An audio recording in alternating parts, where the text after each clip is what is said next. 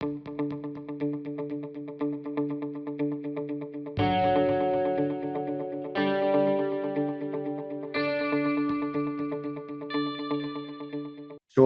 just as a quick agenda of what we'll cover this morning, we'll try and we'll probably be wrapped up before the hour, but we will go through the new version of Sage 200, which is 2024 R2, which is mad to say. We're into 2025 now, and it's time is marching on.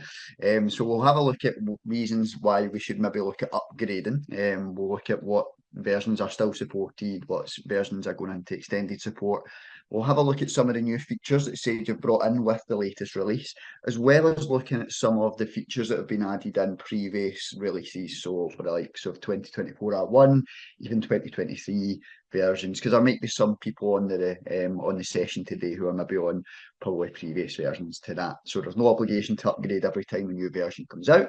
So there may be some on the session this morning that are maybe still on a quite an older version. We'll touch on that as we go through the webinar this morning. Any questions that come up, please do pop them into the chat. My colleague Sophie's on this morning and we'll be picking up any questions that come as we go this morning. And I'll be able to hopefully answer those at the end. If not, I'll certainly be available via email and call afterwards if we need to go take anything offline and go through anything. Of course, please reach out to your account manager as well. So probably the most, I think, looking at who's on this morning will be Stephen, Barry, Lara, and Samir. So those, if there are any questions that come up after that, of course, they'll be available to take any questions as well. Work very closely with those guys. So without further ado, we'll make a little start. As I say, any questions as we go through, please pop them into the chat and I will get those probably towards the end of the session. And we'll make a little start. So let's move. So why should we look to upgrade Sage 200 Professional in the first place? As we know, every Sage customer's on a version of the software, and Sage release new versions each year. It used to be 4, it's now down to 2 new versions a year. So you get one pretty major upgrade, which is normally the R1, so 2024 R1 in this case. And then there's a more kind of minor tweaks to that with the R2 version. So this is 2024 R2 that we'll be looking at today. This is the second release of 2024. Came out to just really towards the end of the year. And that's the latest version of the Sage software at the moment that's running. So why should we look to upgrade Sage 200 then? Well, for a start, it does give you access to all the latest features that have been added by Sage. Now, Sage don't kind of just do that willy-nilly in terms of they think that this will be a good thing to add. It's all based on customer feedback. So basically there is ideas portals. If you don't have access to that, again, something to maybe to reach out on to your account manager who can give you more information. There is an ideas portal. So if there's something in Sage that you really want added and you think would be a good addition to the software, there is an idea portal that both customers and partners can put into, and that shapes then what might be added into the later versions of the software. So it's all based on customer feedback, all based on partner feedback as well. Of course, we are a big part of that, and our partners across the UK are a big part of how the software is then shaped going forward. You also get access to the latest bug fixes. There is sometimes some bugs that come out within the software or prop up with the software. So a big part of Sage's remit is to make sure those are fixed when the latest version does come out. If you are on a slightly older version, you may not get access to those. It might be that you need to be on one of the later versions to do that. And we'll come on to the life cycle policy in a wee second in terms of how that might work in practice, and what versions are supported by Sage and all that sort of thing. We'll come on to that in a little second. Fully compatible with all your kind of additional modules that you may have for Sage 200. As many people probably know on the call, there is a lot of tech partners that Sage work with. It's a big part of the strategy for Sage 200 that there is going to be tech partners who can add to the software. So I already know that based on some of the names that are on today, that they're using maybe the likes of our unique add-ons, which we'll come on to.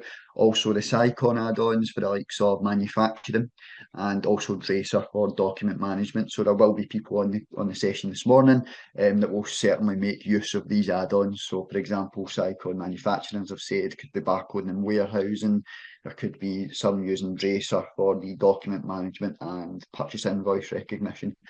All of those add-ons are definitely going to work with the latest version, and you might find that some of the newer add-ons that people bring out will only work with the later versions of the software. So it's really much in your interest to look at some of these things in terms of potentially updating the software. We'll probably save the best till last, or the most important till last in this little slide in terms of why look to upgrade Sage 200, and it's to remain fully supported by Sage. Now, us at Eureka Solutions, we will continue to support the software no matter what version you're on. Of course, it's within our duty of care to try and move you to a supported version of the software. What does that actually mean in practice? If you're not on a supported version of the software, it just means that we lose that support from Sage. So, for example, if you raise a ticket with one of our support colleagues, who will do their utmost to solve that, and probably 95% of the time will be able to solve any query. But if you do go to a support team and we need to then go to Sage because it's maybe a deep line data issue, there's something that our support teams maybe not seen before, it's something quite outlandish, we would then get the support of Sage, but that is only on their supported versions of the software. It's a really good safety net to have. Over my experience of Sage, it doesn't happen all that often, but it certainly has happened where a customer has had a support case that has to go to Sage. Some have been quite critical issues, and they have to be on a supported version to be able to do that. So it's a really good safety net to have, and it gives you real peace of mind that there is going to be support, not just from ourselves, but from the creators of the software as well, as you go forward. So it's probably the main point when we're looking at why upgrade Sage 200 Professional. Yes, there's some really nice new features that we'll come on to this afternoon, we'll come on to later on this morning's webinar, but probably the main reason for upgrading Sage 200 is having that buffer for support and making sure that your software is fully supported. I have lots of customers, I've had loads of customers over the years who rely heavily on Sage 200 in terms of how the business operates. So to have that good peace of mind that you're supported by the skill team at Eureka and as well as Sage, gives you that peace of mind that you've always got someone to turn to and the software will continue to work for you. So that's a little bit of why should we upgrade Sage 200. Let's look at those supported versions for Sage then. So as I said, Sage release versions twice a year. These are the ones that are currently supported, fully supported by Sage. And I can show you how to check the version numbers as we go into this morning's webinar. So the ones that are supported are the two from last year now. So Sage 200 2024 R1 and 2024 R2. They also fully support 2023 R1 and 2023 R2 as well. There's also extended support, so it won't just go out of support, it will go into what's called extended support, which just takes away some of the things that you have. So I'll go through it in a little second. The ones that are in extended support are 2022 R1 and 2022 R2. So for those, you will still be supported by Sage. If we go to Sage with some of those issues that we'd said before, if there's something that our support team needs to speak to Sage about or have extra support from Sage, they will still support 2022 R1 and 2022 R2, quite a tongue twister. But there will be certain things that won't be added to that to those versions. For example, legislative updates and some bug fixes might not go into those versions. It will just go into those supported versions of the software, which is our 2023 versions and 2024 versions. Any issues or any queries or anything that you need on this sort of thing in terms of what's supported, what version am I on, where do I sit in this, please do reach out to myself or indeed your account manager, who will be more than happy to go through that with you and make sure that you're up to speed on what version of the software you're on, where you're at in terms of that support from Sage, and can talk through all of that with you, so you're never alone with these things. And please do reach out to your account manager, who will be more than happy to talk through this and talk through the upgrade process if it is something that you're looking to maybe do. As we said, all Eureka add-ons are fully supported and all tested with the latest version of the software, so you don't need to worry about upgrading and then having issues with any add-ons. As I said, Dracer and Cycon will be the absolute be the same. As well as our add-on providers, those are the three main ones that we work with in terms of providers for Sage 200. There is some others out there, but it's within all the Sage ISVs or tech partners that they make sure that their software works with the latest version. And indeed, all of their new functionality and everything that gets added will be better served in the later versions of the software. So all the add-ons on the screen. So I know there's some that will be using Sales Order Plus, Purchase Order Plus, definitely some that will be using Mcentee for your integrations to other solutions. Your fixed assets, AFD, everything has been fully tested by our developers and ready to go for Sage 2024 R2. So no issues there. And of course, if you want to explore any of these add-ons or have a grasp of what some of these do or are intrigued by this screen at all, please do reach out. More than happy. Again, account manager will be more than happy to talk you through what some of these can do. Really just complement the functionality that's already in Sage 200 at the moment. So let's look at some of the new features then, or talk through some of the new features that are within the latest version. I can show you a web page that will break this down and can show you all the new functionality that's been added over the years. Actually, there's a nice document that Sage have produced, or a nice web page that Sage have produced to break that down. We'll go through some of these this morning. So first one is a bank transaction import. We'll go through and have a look at the screen this morning and where to find that in Sage. But it allows us to import bank transactions from a file if your bank doesn't support the download of bank feeds. So there may be some people on the call this morning who are using bank feeds, but there are some, and the reason that this has been brought in, there are some banks that aren't supported, and that's really from the bank side rather than Sage. But there are some banks that don't support the bank feeds. There will be some people asking probably what are bank feeds and how do they relate to Sage. Will become clear when I go into Sage a little later on. But essentially, it allows you to bring in your statement from your bank and makes that bank reconciliation process a little bit easier. I dare say there's probably a blue banner on some of your bank reconciliation screens that will try and make you use this if you're not already. But it's a free service that Sage provide, and it's just a matter of setting it up with Sage and your bank in terms of bringing in your statement. Makes the whole bank rec process a little bit more streamlined. Normally that is an automatic feed. What Sage have added here is the ability to do that from a file. As I say, some people don't have, some banks, don't have the ability to make the connection with Sage, but Sage are trying to kind of make it accessible to everyone, so it will allow you to import via a file, and it just makes that bank rec process a whole lot more straightforward and streamlined. So I can show you the screen as we go in this morning. A nice new feature that Sage have added into the latest version of the software. Amend requested and promised date. So a big one that's been asked a few times of myself actually over the years, as well as probably others at Sage, hence why it's been added in. But this will allow you to update requested and promised dates across your sales orders and quotes and things. So what that actually means in practice, I can show you how that will work. Essentially, if you had different promise dates and requested dates on lines within Sage 200, that wouldn't be updated if you updated the header level. Now, if you update the header, promise dates or requested delivery dates, that will be a pop-up box that will do it. That can update your lines as well as the header. So all lines that are on that sales order will then be updated. For most part, it would be anyway, but we have got a lot of customers who will raise a sales order and the delivery dates may be different for the different items that they're being supplied. So being able to update the dates is a really big thing for some customers, and hence why it's been added into the latest version of the software. And this is a big one, especially for those who are using Mcentee on the call this morning, or using any sort of integration tool. Increased reference and second reference field lengths. It used to be 20 characters, which can be a bit restrictive for some.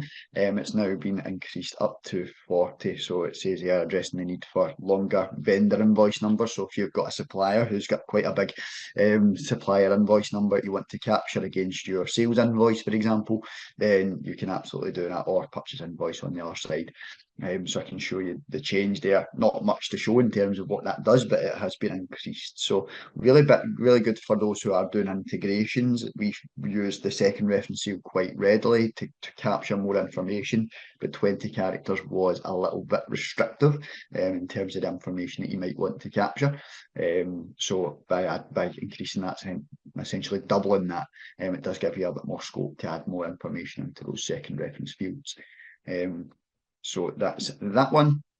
So that's the kind of main new features that have been added. But as I say, we'll have a look at some of those, but also look at some of the other features that have been added over the last few years. Because when you upgrade, you're not just getting the new features from this version, you will be getting the features from 2024 R1, 2023, all the ones that went before. So depending on which version you're on, everyone that's on the call this morning will be on different versions, will dictate how much new functionality that you can get access to. Now, by all means, you're not obligated to use all the new functionality, but it's just good to know what's available and what's been added over the last few years with Sage. So one of the things we'll look at this morning is the web portal. That's been a big focus of Sage over the last few years, and certainly across the last few releases, is making Sage 200 Professional more accessible from the web and more accessible from different places. And they really have added to that. So when I was doing this webinar maybe a couple of years ago, there was like a couple of things in the web portal. When we look at that this morning, there is certainly a bit more functionality that you can do from the web portal. So we'll have a good look at that, because that's one of the main things that Sage have focused on over the past couple of releases and past couple of years with the new versions. So without further ado, I will pop into Sage 200. You should be able to see that on the screen. If you can't, please do something in terms of in the chat or shout up. I'm sure Sophie will let me know if there was any issues. But you should see Sage 200 in front of you just now. I'm just going to pop this away so I can get a bit more of a screen. Where we'll start this morning is looking at that bank transaction import and how that works. And I'll talk a bit more about bank feeds, because probably conscious that there may be some that don't use bank feeds at the moment. So hopefully this is all familiar in terms of the navigation of Sage 200 and how to get around. But we are going to start this morning in our cash book. So we're going to have a look at our bank accounts. We've got quite a few set up here, but we're going to use our main bank account, and we're just going to amend and have a look at this main bank account that we've got set up on Sage 200. So you can see here, everything's all kind of set up. This should be fairly similar to what you have in Sage 200 at the moment. We pop across to online banking, and we can enable bank feeds. So this is the bit where you would want to come in if you wanted to set up any sort of bank feeds. Again, to let you know about what bank feeds are. We went over it a little second ago. Essentially bringing in your transactions from your bank automatically to be able to then reconcile within Sage 200. For example, if I have a look at our bank reconciliation, we just come into our cash book and we go to our approved routines and our bank rec. Come into our bank reconciliation stream. You can see here this blue tab at the top, which is essentially telling you what bank feeds is. So a free secure service that allows you to download your bank transactions into Sage 200 to help with this whole process of your bank rec. So if I just pop back into our main bank account, as I say, just amend the account, and we come across to online banking. You can see here we can enable bank feeds. So what we've got here is the two options now. So what it used to be is you would just have the one option. It would be the automatic bank feed, and you would try connecting to your bank. So if you connect through here, you're then prompted to set up an account and start to connect the bank through. Hard one to show this morning because we've not got a bank account that would link to Sage 200, or myself's not got a bank account to show, but we can set up basically Sage bank feeds. Most of the big banks are supported for Sage bank feeds, but why Sage have brought in this other one, which is the import statement, there's actually a couple of reasons. Probably the main reason is if your bank wasn't supported for bank feeds, as I said before, then it allows you a means to get the transactions in and make that bank reconciliation more a bit easier, especially if you're reconciling quite a lot of transactions, says you having the paper statement next to you. But also if you do frequently need to have bank transactions for that current day, most of the automatic feeds will usually only include transactions from the day before. So if you are wanting to have transactions from that current day, and we're doing this quite readily, then the import of the statement actually might be quite a good idea. So it's not just if your bank's not supported, it might be you want to do it more readily than just having it from the previous day. That's where we've seen quite a lot of the use cases for the import so far with the new version. Supports all sorts of file types. CSV is probably going to be the main one I would imagine that would come across. That's all fully supported with the new version. So the other ones are the likes of OFX, ASO, QIF, loads of different file types. It's different depending on which bank that you're trying to connect with. CSV is probably the most that I've seen in terms of the ones for importing a statement. And essentially, you would set up the file and import just as you would any kind of import in Sage 200. So more than happy to go through that with you in a bit more detail. There's a bit of onboarding to do in terms of setting up an account for bank feeds. But if you do need any assistance for that, our support team are more than happy to help in terms of getting that set up for you. So really, the new feature for Sage 200 2024 R2 is the manual import of bank statements and then doing the matching from there. But I suppose this has become a bit more of introducing bank feeds to those who don't already make use of that functionality. So again, totally free service to make use of, and hopefully should make life a little bit easier. If we've got anyone on the call this morning who is doing the bank recs, it could make life a bit easier, a bit more streamlined. All righty. So our points that we looked at and raised this morning was the likes of the increased characters on your second reference. So if I pop into, just to show that in practice, if I just pop into a sales invoice, for example, we'll just do this off the sales ledger. I'll pop in and get a sales invoice. We'll just pop in a customer. We'll use Abbey Retail. And you can see here reference and second reference. Used to be 20 characters. We've now got as many as you need, well, up to 40. I'll bring that back a little bit and make it 4.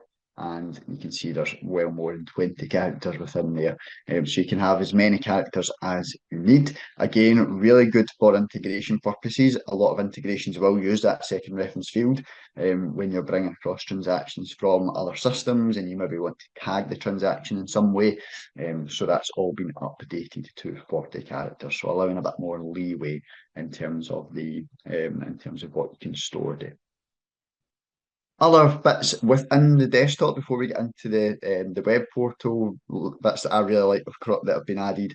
If I just pop into our purchase orders list, for anyone that uses Sage 200 commercials, I'm just going to pop this away. For anyone that does use Sage 200 commercials, you'll know that on sales order side, so if I look at our sales order list, you can see we've got these kind of statuses for what's happening with our sales orders. So within our list view, we can see that these orders are ready for allocation, they've been allocated, ready for dispatch, and we get a good idea of what's going on with that order without actually having to go into any screens at all.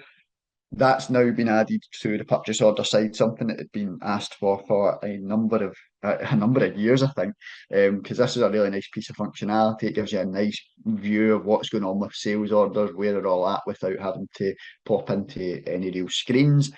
Now, if we look at our purchase order list, we've got something that's pretty much the same.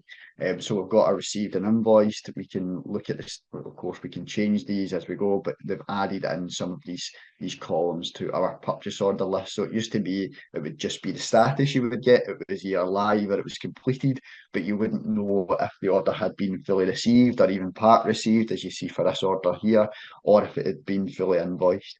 So we've now got the ability to see that from a purchase order standpoint as well, which is something that had been asked for a number of years by several different customers. In fact, I actually had a customer who'd asked for it, and thankfully it's now been added. They've upgraded and making use of the functionality now in Sage 200. So one that had been asked for quite a long time. Other things that have been added over the last couple of versions. A lot more imports have been added into the system. Now, there will be some on the call this morning that will be using our data exchange, which absolutely can do all your imports for you.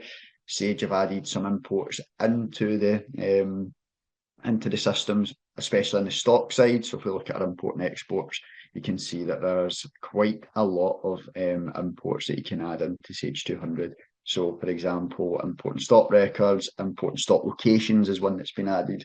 So there's a lot more scope to import and export information out of Sage 200. As I say, there will be some that will be using our data exchange product to do that, but Sage are continually adding imports and exports to the software, and that's really just with a view to saving people time and having less manual entry into the system. So that's some of the newer kind of features that we've got within Sage 200 Desktop. One thing I did want to go on to was the Sage 200 web portal. So if I pop into Sage 200 on the web portal, I can just show you this. Now, this has been something, as I said before, that Sage have done quite a lot with over the last few years and trying to make Sage 200 a bit more accessible through the web. You can see here that I'm logged in through Google Chrome this morning. It will work with other web devices. A little bit of setup to do, just because, as we know, Sage 200 Professional is a on-premise solution. There will be some work for probably your IT and ourselves to do, just to make sure that the server's externally facing and that your web interface can actually look at the data within Sage 200. As I'll show in a minute, everything that we see in the web portal is the same data that you've got within Sage 200. And you can actually now do quite a lot within the web portal. So this is and a good thing about it is as well that you don't need to have a full user license to be able to do this. You will get access to this using Sage's web user. So you can, it's great for people who maybe need to access Sage 200 out and about. I always make the comparison for salespeople. It's great for those who are maybe out seeing customers and a customer asks how much stock of this they have, or I want to raise an order with you right here now. It's great for salespeople. I'll use that as an example. If we look at our sales order processing, we can see here we can create orders, we can have a look at our sales order list. So if we wanted to look at customers' orders out and about, great way of doing that. We can look at inquiries for sales orders, so we can view previous orders or even get a customer price inquiry. All of this available within the web portal. I mentioned their stock. We can have a look at stock inquiries. So again, if we're out and about a customer, we can absolutely have a look at stock item balances, or if someone asks, we can be on a train coming back from a meeting and someone asks, do you have this in stock? We can go and look, and that will interrogate your Sage 200 database as you've got on your desktop. Now, it's not all of Sage 200 that's in the web portal. It's continually been added to. There are some things, like we mentioned the bank rec, for example, that you will still need to do within the desktop, but Sage are trying to add as much as they can into this web portal. Again, just to make it as accessible as possible. So if we look at that sales order, for example, and I can just highlight how it's integrated to Sage 200. If we have a look and we can pop on a sales order, for example, we'll just pop in here. Let's me sign in. I think I'm timed out, unfortunately. We'll try and log in again. So if we just pop back to our Sage 200, I will show the web portal. While we're waiting that to load, I did say that Sage 200 has a nice web screen in terms of showing what the new features are. I can certainly share this with you after the call. What's new in Sage 200 Professional? So we've looked at the bank feeds there that we've seen. There's been some updates to the bank feeds. We've looked at the sales orders. We've had a look at the 20 to 40 characters. We've had a look at some of the purchase order functionality from 2024 R1, but this will show you what's been added in the new releases over the last little while on Sage 200. So a way back for older updates, a way back to 2022 R1. So I can certainly share this with you, and this gives you full guides on what's been added to Sage 200. In fact, it's actually all available from within the Help Centre, which I'll show you in a little second. So back to Sage 200, let's pop into a sales order and hope this works now. Yeah, it's perfect. So we can create a new sales order. So similar to how you would work in the desktop. So I want to choose a customer. These will be the exact same customers that came up when I raised that sales invoice earlier on. We'll use Abbey Kitchens, or Abbey Retail they're called, and we'll pop them in. And we'll get the same alerts as we would on Sage 200 desktop. So this customer's a good friend of the boss. Not sure how great an alert that is, but we'll just trust the Sage demo data. so we can then pop in some items. So it's the exact same sort of idea as you would do in any sales order within the desktop. So if I look through our stock, again, exact same as what we've got in the desktop. So I'll look at our blender, I'll add in a blender. We can use our tab function as we do in Sage 200 as well. We can select a warehouse. So I'm going to have a look at the stock that's in here. You can see we've got 114 available. Again, all pulled from the database. And we can then save that sales order. Parse can go down, that's fine. Just pop across. And we can complete that line. Then we can put in a customer order number and we will save that order on. Which again will just create a sales order that will be available not just in the web portal, but also in Sage 200. So if I just pop back into Sage 200 and then have a look at our sales orders, let's give that a quick refresh.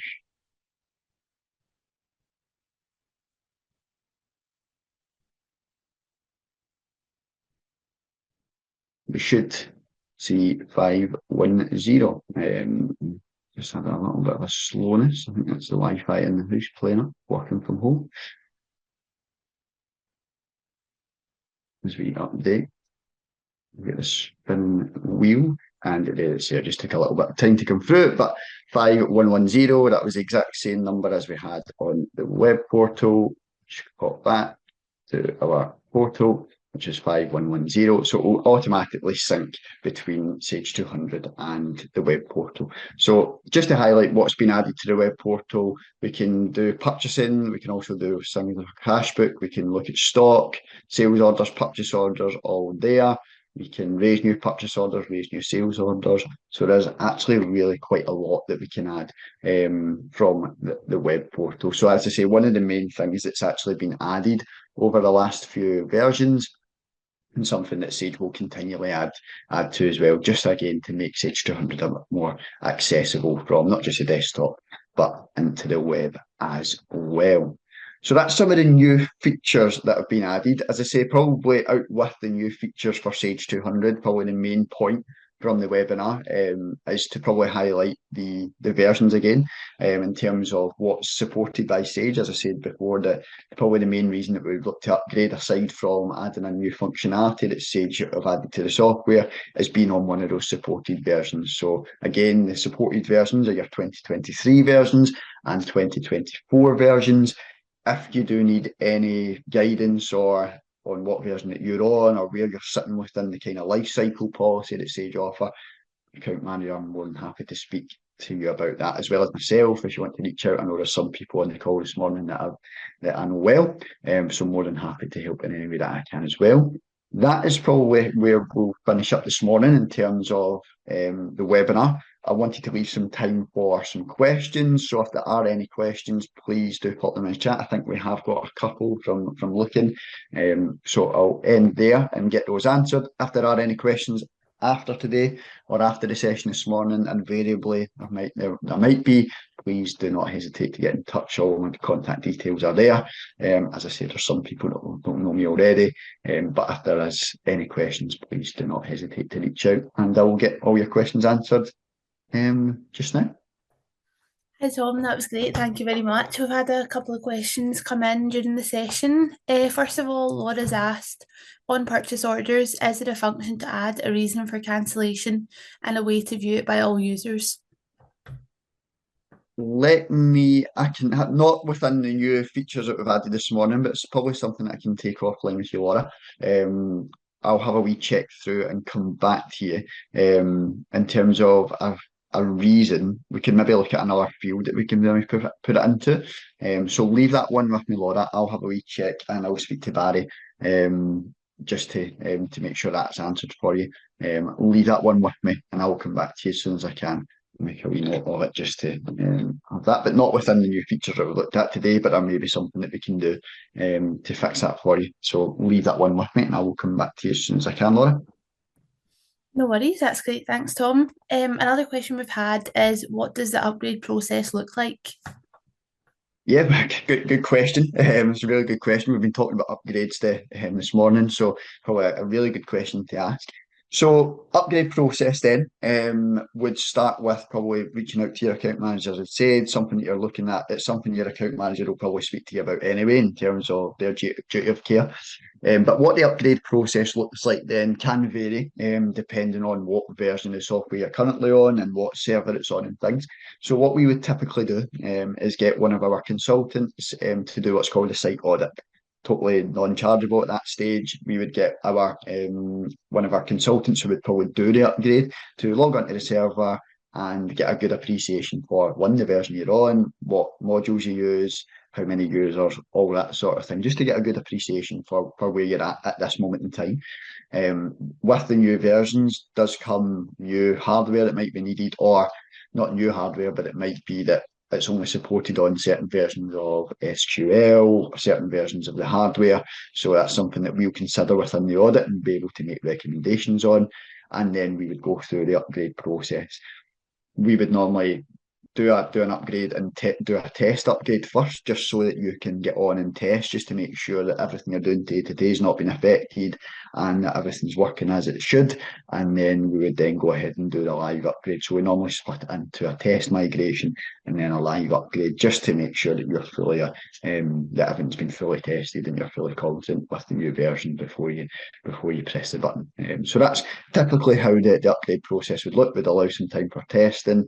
As you've seen, most people I think who are on this morning certainly, the actual user interface and things doesn't change too much in terms of the usability of the software. It's more just new features that have been added in certain areas, and by all means, you don't need to use all of them. So the actual usability of the software should be absolutely fine, and you shouldn't see too many differences. It's just if there are kind of really complex things that you're maybe doing within Sage or bespoke that you've got, or anything that may be hindered by an upgrade. That just means that we can catch it before you go live. So it's really just first safety net, and to give you that peace of mind before you upgrade. So we always look to do some testing, and then we'll go live with the upgrade.